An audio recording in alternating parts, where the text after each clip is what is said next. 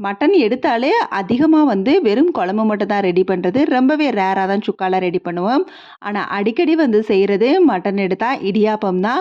அதனால நைட்டே அரிசிய ஊற வச்சிருந்தேன். அப்பவே ஆட்டி இடியாப்பம் புழியிற மாதிரி. ஸோ இட்லி அரிசி மட்டும் நைட்டு ஊற வச்சிருந்தது. இப்ப காலையில எந்திரிச்சதும் அத அரைக்கிறதுக்கு கிரைண்டர்ல போட்டுவிட்டேன். அத அரைப்படுறதுக்குள்ள ஃபுல்லா வந்து நான் மட்டன் வந்து வேக வைக்கிறது, மட்டன் குழம்புக்கு மசாலா அரைக்கிறதுன்னு வேலைய முடிச்சுட்டேன். இப்ப மாவும் அரைச்சு முடிச்சிருச்சு. குழம்பும் ரெடி பண்ணியாச்சு. அப்படியே வந்து இத இட்லியா ஊத்தி இடியாப்பமா பிழிஞ்சிற வேண்டியதுதான். இது ரொம்பவே வெட்டி வேலை அப்படிங்கிற மாதிரிலாம் இருக்கலாம். ஆனா இன்ஸ்டன்ட்டா வந்து இப்படி பிழிஞ்சு சாப்பிடுறப்ப செம்ம டேஸ்ட்டா இருக்கும். இந்த மாதிரி இடியாப்பத்துக்கு மட்டன் குழம்பு மட்டும் இல்லங்க. சிக்கன் குழம்பு, கருப்பு சுண்டல் குருமான்னு ரொம்பவே டேஸ்ட்டா இருக்கும்.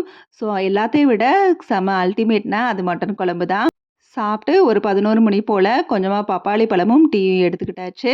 நான்வெஜ்னா காலையில தான் நம்மளுக்கு ஹரிபரியா இருக்கும். அதுக்கப்புறம் ஃபுல் டே ஃப்ரீ தான்.